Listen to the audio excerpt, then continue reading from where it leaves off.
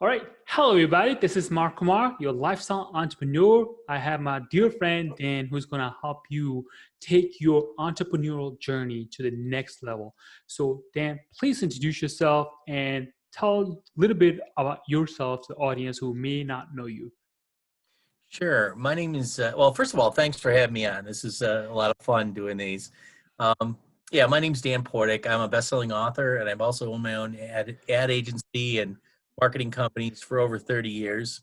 I've been in the business for a long time, and I've seen a lot of ups and downs, and I'm seeing a lot of ups. And opportunity to work with some pretty large companies in this world, and can give you some insights on some positive things on how to move forward in businesses. All right, man. That's 30 years. That's a long time in a business. There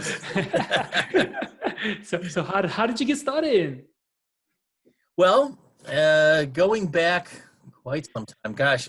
Well, in the advertising world, I started actually in sales in health club memberships.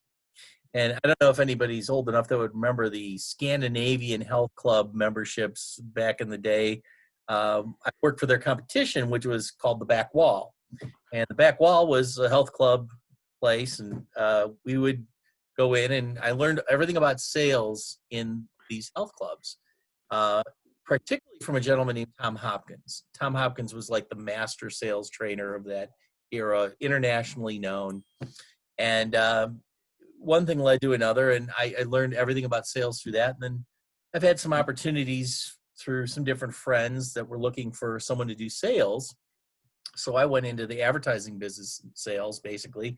We were selling brochures at the time. That's how long ago this was. And but I knew how to sell because of Tom Hopkins sales training techniques. So within probably about a 5-year period, I became a partner with the company. And then I grew that to a pretty substantial business over a 20-year period. And then recently we reinvented and turned ourselves into a video production and video marketing company.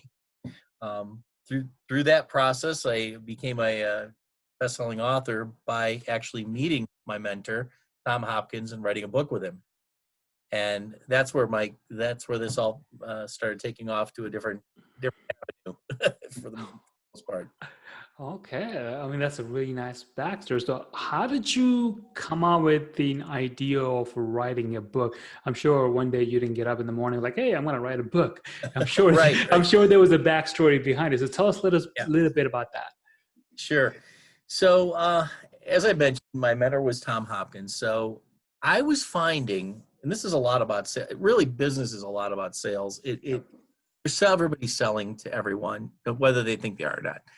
So I was doing his techniques up until maybe like 5 years ago, where I started seeing, instead of making a phone call or talking to people, I was doing all my selling online. So all my direct selling to big companies, all the way to the point where I would prospect, all the way to the close, I would never talk to the customer.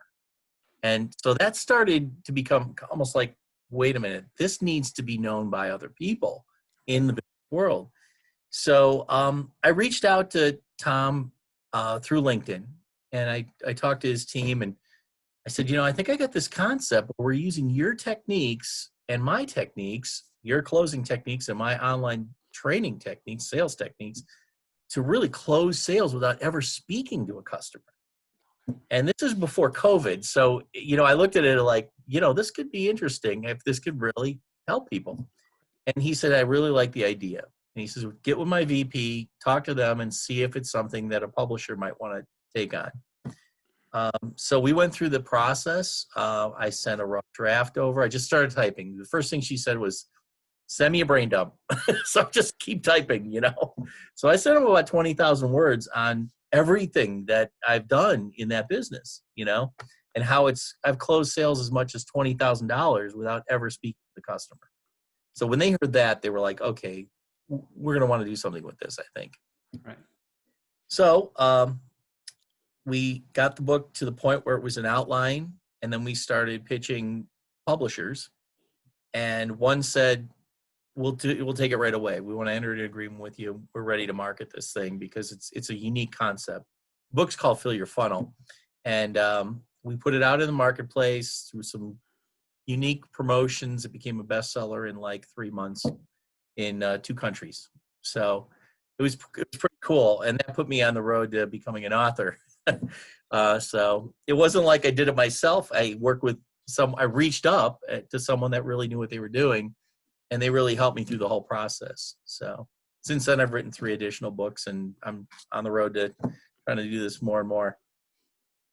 Wow. First of all, a brain dump of 20,000 words, that's not a small chunk. Well, when you're my age, it actually comes out pretty easy. Got a lot to pull from, you know?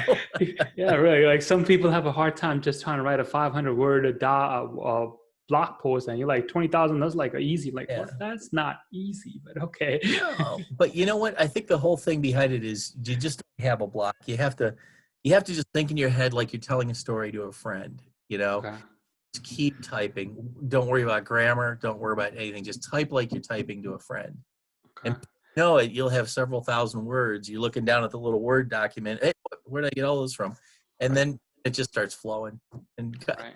yeah, it just came back to me once a day. I would just go on and, type another 1,000 words, oh, what about that thing I did? Oh, and that, what about that? And, each one was 1,000 words, and it came along quick. Right. Yeah, I remember back in the days when the blogging world was like so big. I used to write like a good 500,000 word. It took me some time. The very first one, when I tried to do that, it took me literally 4 hours to write it. And I was like, oh my God, there has to be a better way. Right. And I was like, there's no way. And I really don't like writing blog posts, but sometimes you have to do it. So what I do is Sure. I just cheated, where I record myself with 5 minutes increment, and then whatever it comes out to be, sometimes it's like 500, sometimes it's 1,500 words. I just transcribe it. Fastest way ever. Yeah. Whatever works for individuals, that's the way to do it. Whatever works Right. best. Cool. Yeah. All right. So tell me, what is the 1 or 2 things you are really excited about that you're working on currently nowadays? Yeah, so right now, now that the book's done, and these other books are done, Tom Hopkins is retiring, and he announced that. So I said, hey, you know what? I don't think our work's done together here. And I talked to their people, and he's like, well, he's really not taking on any more projects. I said, this is one I think he may want to consider. So we decided, I offered to do his life story documentary.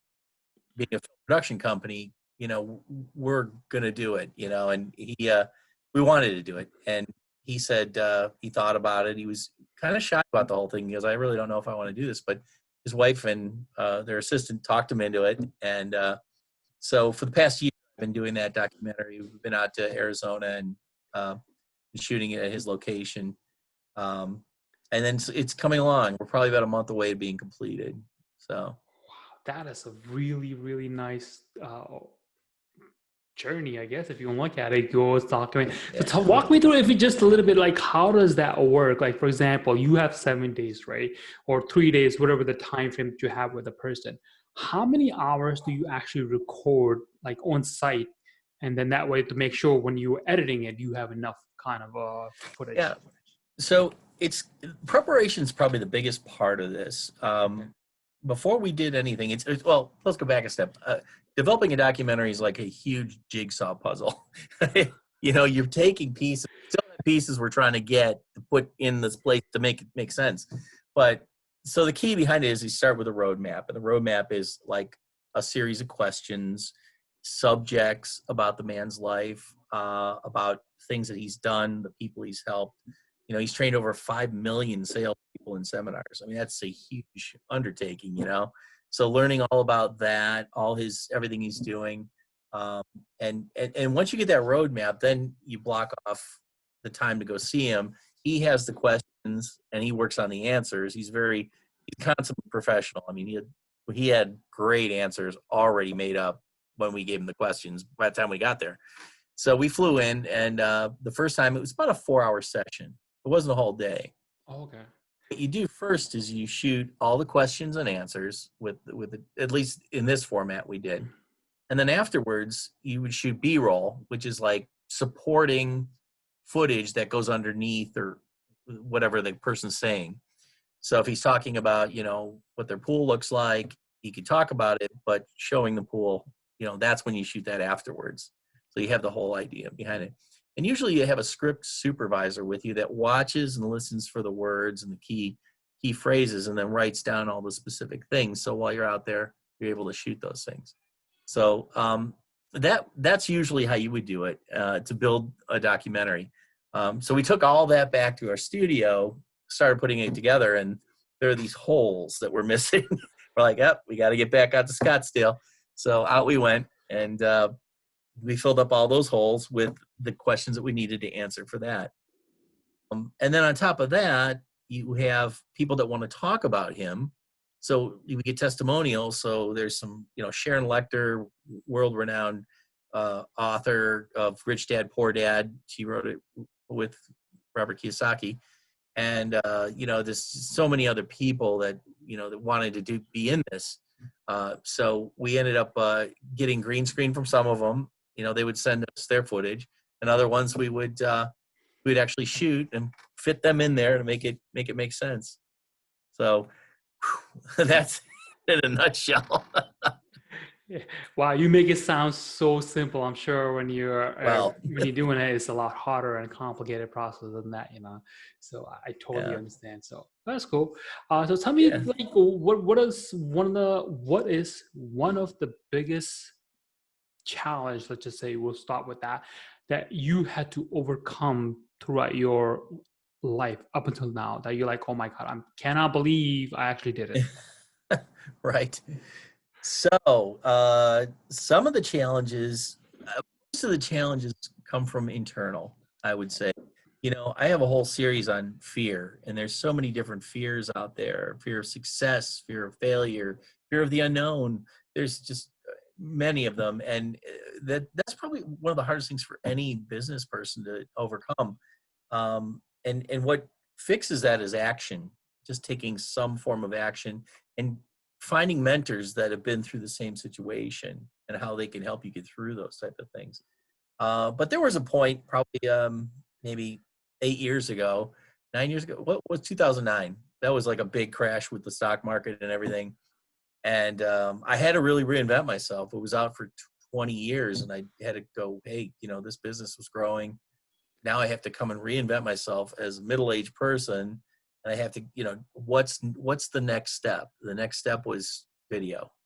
So we saw that as being a factor where we can get into dealing with big agencies, but not having to compete with them at the same time. So that's where we started growing in that area as well. But let's say to a new person in business, right? Challenges. I was figuring that's what. Yeah. So some of the biggest challenges are there are too many opportunities out there. People will become bogged down by, especially young people. They get bogged down by the land of opportunity, and they freeze. It's like stage fright. They don't know what to do. I find that to be one of the biggest things. And they'll either go into a specific thing that it has, they're not happy because they're there, but it's a paycheck, or they get caught up with, I could do this, I could do anything. And when you're stuck doing anything, sometimes people just don't do anything because it's too much for them. But my main thing is, what I tell people is focus, follow through. Whatever you do is you take a focus and you follow through to the end and get in the habit of following things through. It's be small steps, but eventually those big steps, it will become big steps. And that I think is probably the most important thing to millennials and Gen X and, people of that age group. Right. I'm so glad you brought that up, because I know a lot of people who are just starting out, or people who's been doing it for a while, they get to this point where, let's just say for simplicity, say 5 ideas. And in their mind, all of those 5 ideas are a big hit. But what is your process? Let's just say if you have 5 ideas, how do you say, I'm only going to work on one? So how do you eliminate the other 4? So that way you don't drive yourself insane working on all of it. Yeah, it's unfortunate because mine are like 50 or 100, because every day you're like, oh, what about that? This would be a great idea. What about that? And then I got a kid that works for me. He's great. He's a millennial. He's full of ideas, just full of, so I get his ideas coming in. And it's great stuff to have that. But to really nail it down is I guess you have to look at it as like, what would make you happy? What would really make you happy if the money is not the issue? You know, what keeps that stress level low and allows you to enjoy your life at the same time? You know, money's like way down here on the list for happiness, in my opinion.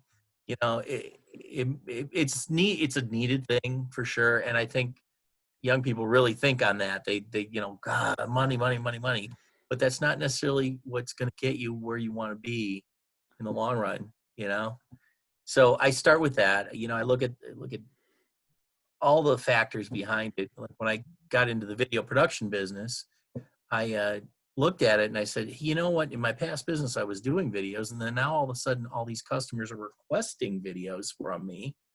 Well, gosh, I guess I better become an expert at that, and that's going to be a nice segue for me to go into that. Right. Opportunities come to you. I guess the way I would look at it is they actually come to you and they knock.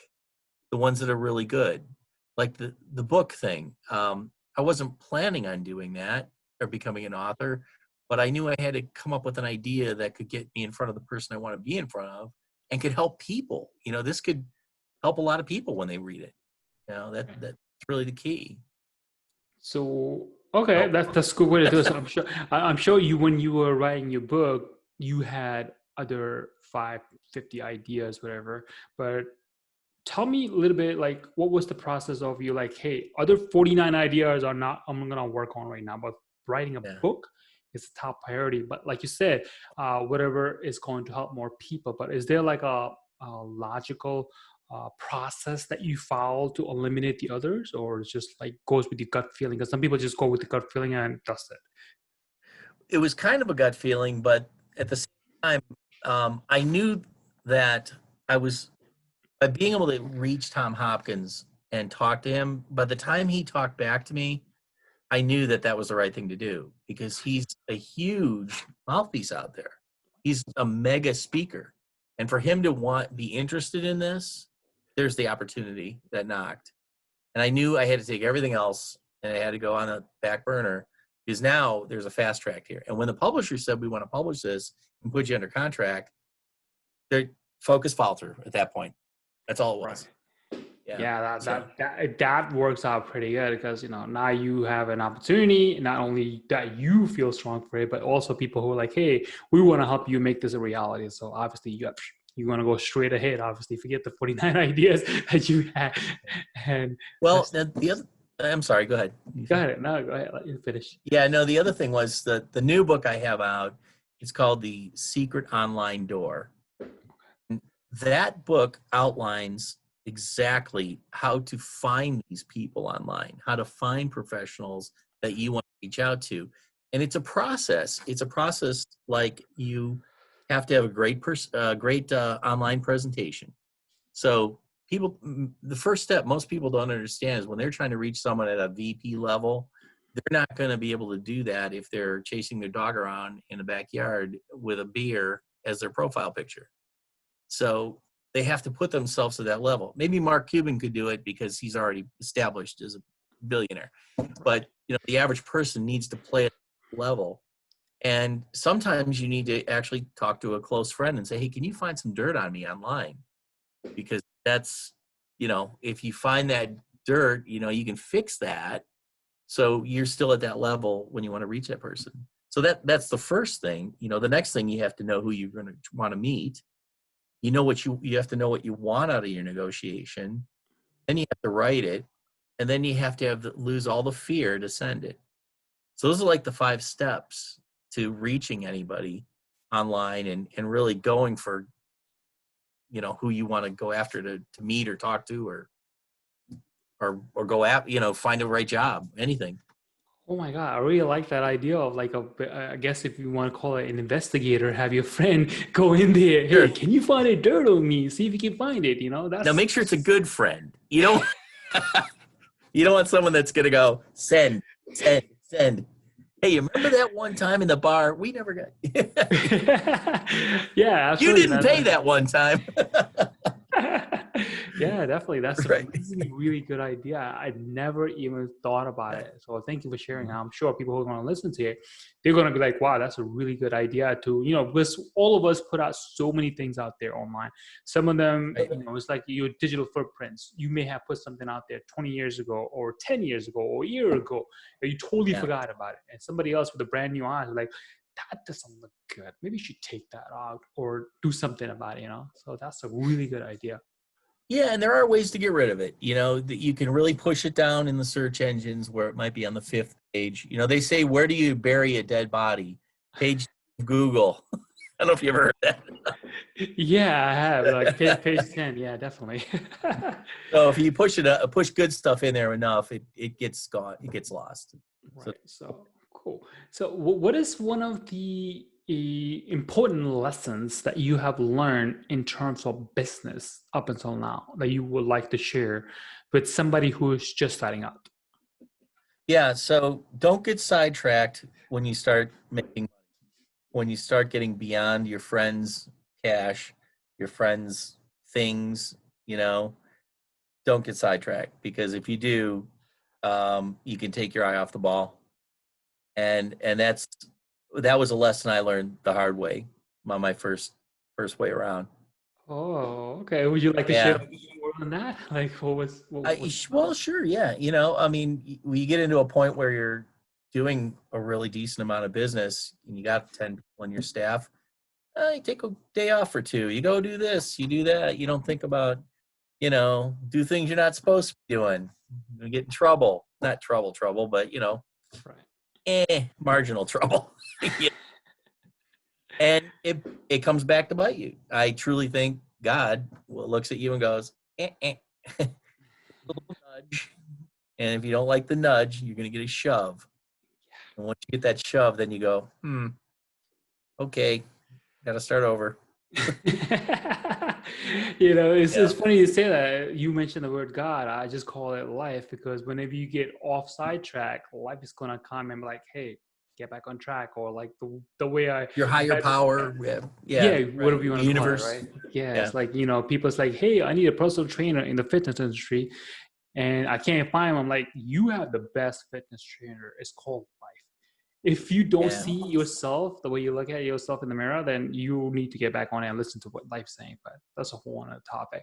But it's True. like people call it a different thing. But life is, if you let it, it's going to point you in the right direction. But as long as you get out of its way, then you be good. That's like, I think what I find is that most people put themselves in front of themselves, I guess if you want to put it that way, where they block themselves from moving forward. So having said that, is there a strategy or a secret that you learn? People who like always sabotage themselves by negative talk and things of that nature. How do you overcome it to move forward rather than standing still, or move worse, move back? Right. Right. Yeah. So there's a couple of great books out on that. The Secret is a great book on Okay. that subject. I don't know if you've ever read it, but there's a whole series of secret books, and it talks just about that. It talks about your ability to be in control of your environment through your own emotions and your perspective. It's really about your perceptions of your environment is what causes you to do what you do and causes people to come in or out of your life. So I totally go by that in many cases. For me, it's I drilled into motivational. Back then it was cassette tapes, and I would listen to them 24 hours. I mean, I would sleep with these cassette tapes on, like especially with, like, for example, I would sleep with his tapes on, listening to his closes.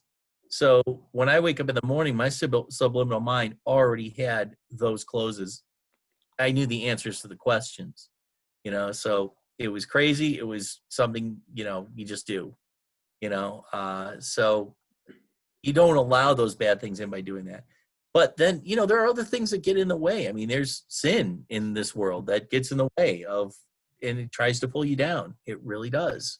And you have to be able to be strong enough and to put on an armor to stay focused on what you do. And if you can do that, you can do things. You can do good things. Yeah, most definitely. Yeah, definitely. Like we were saying before, staying focused, move forward, and that's that. And then, like you said, small action steps to move towards your goal. I think that's the key. Like in my experience, anytime I want to achieve something, when I stop taking action, that's where the negative thoughts or the thing starts happening. As soon as I start Yeah, take like one small step, I'm like, I'm good. Let's go. It's like, right. a full, Right. full, full, full blown on train going 100 miles an hour, and I'm good. Get out of my Yeah, way. action No, solves all problems, no matter what it is. And they even say whether you're moving a printer from one corner of your desk or taking a different route home, right. all those things are little things that help you get past the fear or just to take that next step. Matter of fact, just a word on the side, every successful person I have interviewed this past year, and they're worth hundreds and hundreds of millions of dollars, these people, every one of them have said, do what you fear most. It was an underlining thing on every one of them. Do what you fear most, and you will be in control. I thought that was pretty cool. Yeah, that's pretty good. And Simple. It's yeah, simple, but not right. yeah, really. And I think in one of the motivational audio cassette, because I don't read as much as other people do, I, Yeah, I me listen too. to like audio things and like it was because I want to get the information fastest way possible. So Right. one of the audio program that I was listening to was like, hey, do the thing you fear, and death of fear is certain. It's Right. like, That's a good saying. And the thing is, I think it not only knowing what having fear, but knowing that what type of fear you have. And if you there's so many different types of fear and indicators that go with that, that there's five primary ones that seem to be popping up all the time. And the indicators could be as simple like fear of success, for example, or fear of failure. Fear of success is probably the easiest one because if you have fear of success, you may not want to take that promotion. You may have fear of going into a situation where you may have to public speak, where you could have the chance of getting that job or whatever. And, there are knowing what that fear is, the one you have is one of the easiest ways to combat it with forms of action. that is really interesting. I never even thought fear of being successful would be a holding factor for somebody. I always It's thought it was a much fear bigger of than you think. really. Yeah, it's much bigger than you think. Wow. It's on a That whole new set of responsibilities. And for someone that's timid, they don't want that. That's something they're not used to having. right. So that would stop them, even if they have a great idea. You find this in scientists, you'll find it in doctors, you find it in a lot of people that may not be in the public's eye all the time. That causes them to not. They may have a great idea, a great thing, but they never act on it because of that. That is so intriguing. I never even thought because I heard of the fear of failure. I don't want to do it because I might fail. But what happens if I do it and I succeed? Then what? It's like Yeah, I even heard of that. Are there any others that obviously failure and success is one of them. You said there yeah, was five of them. If you don't mind yeah. sharing. Sure. The fear of intimidation is a big one. Being intimidated, that one hit me when I was trying to reach Tom Hopkins because how dare I reach out to this person that has done so much and dare to want to do a book with him? I'm intimidated right away. There's also fear of bodily harm. If you're talking to someone on the phone about doing something and you never know if that person could know your phone number or address. That's probably not as big a one, but that it does pop up a lot. And then the biggest one out of all of them that really encompasses everything is the fear of the unknown, because that encompasses all the fears. And if you have that fear, that takes some effort to get past. There's steps you've got to take to achieve getting past that. Yeah, that was one of mine for the longest time. Then Yeah. the what I figured out is like if I don't know anything, let's get curious about it, see what happens. Like for example, if I'm Right. going to a new place, I don't know what's gonna look like. So I'm like, oh my god, I don't know what's gonna look like if it's gonna have this thing that I want and blah blah blah. I'm like, let's just go there and find out what happens. Let's just get curious about it rather than the mind Right. going in the negative direction. Let's go in the positive direction. Let's get curious. Right. My wife and I we always say stir the pot. If you Okay. stir the pot, whatever you're doing, the good stuff always comes to the top, right? You don't stir the pot, it stays at the bottom, nothing happens, you know? So, Okay. I'm glad you mentioned your wife. And in terms of business, I know a lot of people have this a challenge where they don't know how to balance their work life and personal life. If they're yeah. succeeding one and the other one just go down the drain. So is there any tips you can share on that? Yeah, I can.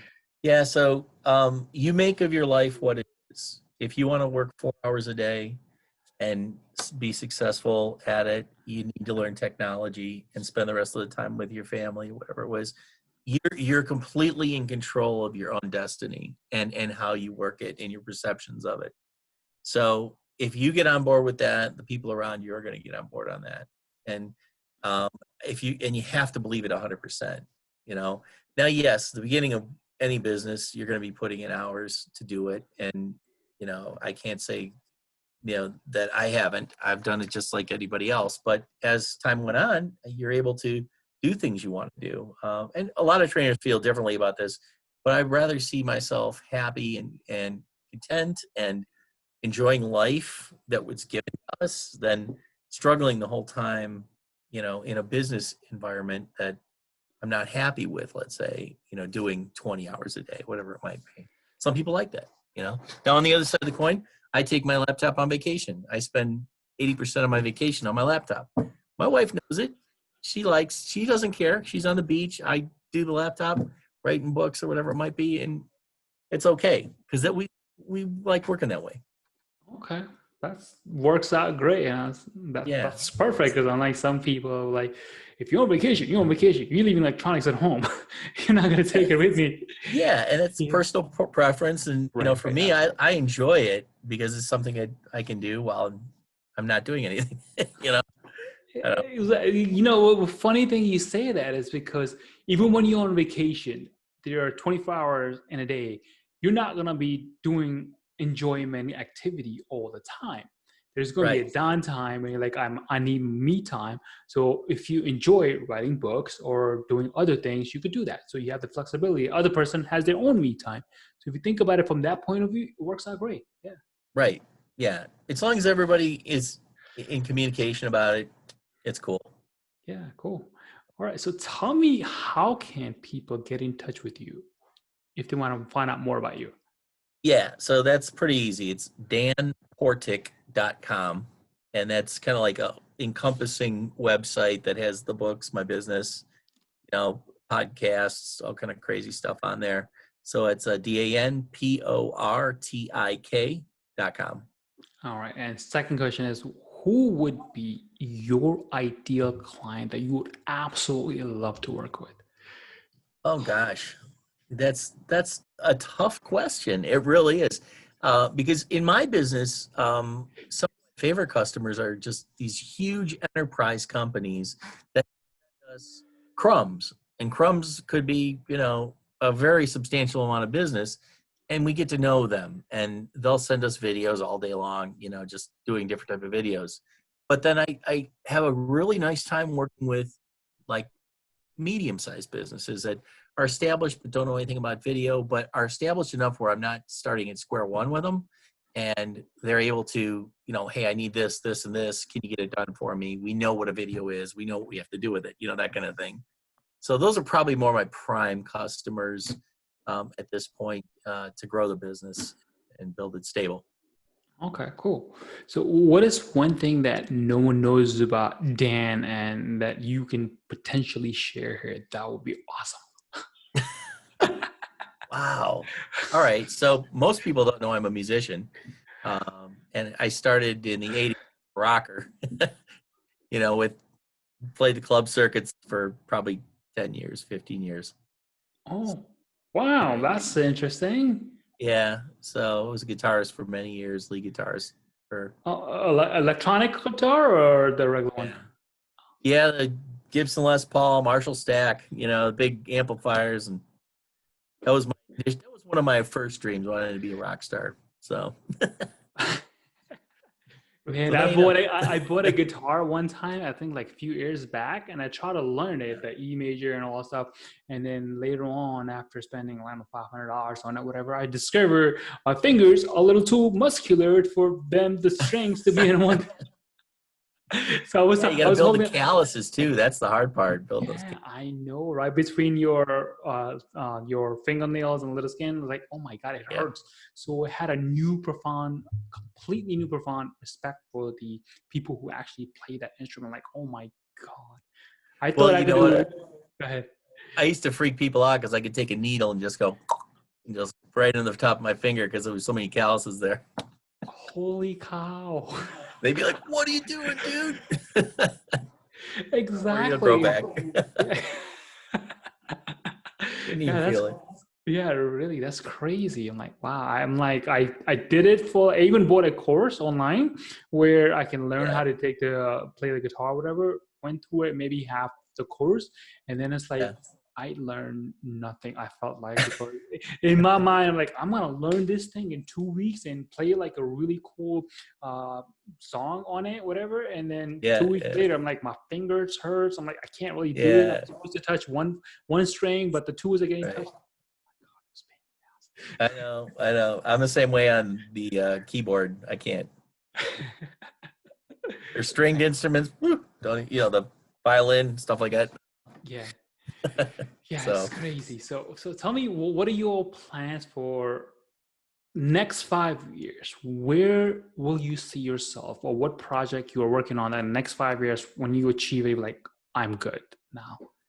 oh, that's cool. Yeah. So 5 years, I look at that plan as not necessarily an exit strategy out of the business, but maybe a transition to some people that would take this business over. I could be a consultant, and then I see myself getting to more of a teacher, more of a trainer type author thing, online author training for sales and marketing.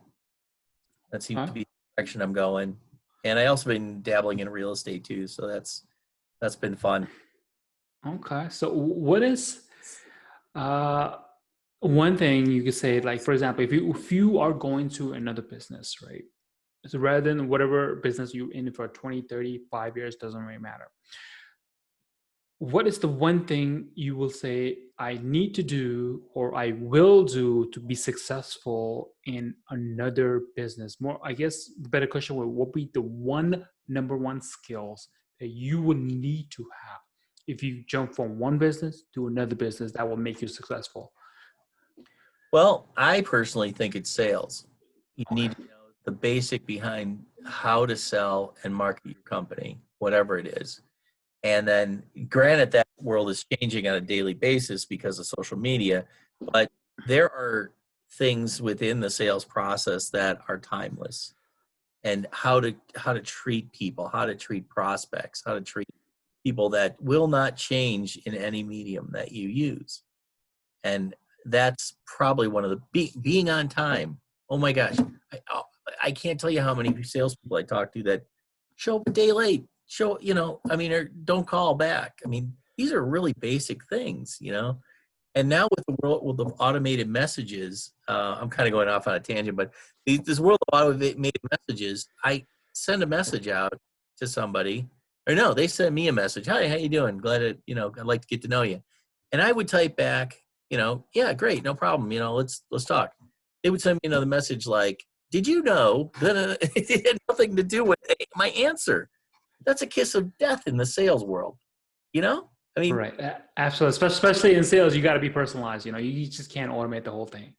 I I mean, got part of it it. you can, but not the whole experience. I know. I totally agree. Sales is probably the number one thing that you can go from fitness, photography, any other business. Without sales, you got no business. That's what I feel. So I totally agree with you. Right. And the first business I was in I knew nothing about photography. It was a photography studio and a photo lab. And I knew nothing about photography or the photo lab, but I did know sales. And it took me probably about 2 weeks to make my first sale. And I went out and, I started building that business. Now the photography guys knew nothing about sales. So it was a really nice match. I just went in and talked to customers And then I remember the one guy talking to him, and we talked nothing about all about his cats. He had cats in his office. Talked about his cats. He says, okay, how much is one of these brochures? And I said, I don't know, $7,500. He goes, okay. Pulls out a check, hands it to me. I'm like, okay, now I know I'm a salesman. Wow, that's an easy That was sale. that was easy. But you know what the hardest part was? Listening to him talk about his cats for an hour and not freaking out and walking out and trying to, talk about the conversation. Great salesmen listen. They listen a lot, and they guide through questions. Absolutely, because as you know, and I know as well, like people, if you let people talk enough, they will start to tell you the problems that they have, and that's where you can. But sometimes it could take you 5 minutes, sometimes it could take you half an hour. That's the thing, right? You just gotta be patient. You have to let them listen. You're polite with them and guide through questions. So when they say something, you want to get them on the right track, ask a question. And I can't tell you how many salespeople never ask questions in a sales presentation. They just talk. Type. I get that too. It's just crazy. All right. So in terms of sales, so is there like 3 advice that you can give people who are getting into sales or are in sales who want to improve it? What 3 advice can you give them to help them increase their sales? Well, I would say feel free to look at any of my videos, because I have little tips about how to sell online, and I've got hundreds of videos on it, and they're all free, and you just go on and you click on them and you can watch and learn a lot. If not me, find any mentor that is successful at it and, pick up their programs. I think I always feel these online programs are worth their weight in gold. I did a real estate project. I went to a real estate seminar for 3 days. I learned more in 3 days for a couple $100, and it literally changed my whole financial situation by doing a couple little tiny changes in, buying a rental property or 2, refinancing, and I never would have known that happened. So all that, be a student of knowledge, I think would be really the key behind that, in sales especially. Because there's just some basic things, and some of the people that have been around a long time, they really know the ins and outs of it, and that's the key. Okay, cool. Well, thank you so much, Dan, for being here, talking to me, helping people who listen to this. It's truly been a blast, and Cool. I had an amazing time. So if there's anything you like to share now, the stage is all yours. Share anything you want to share. For example, your book coming up, where people can find you, email, podcast, YouTube channel, whatever you want. It's all yours.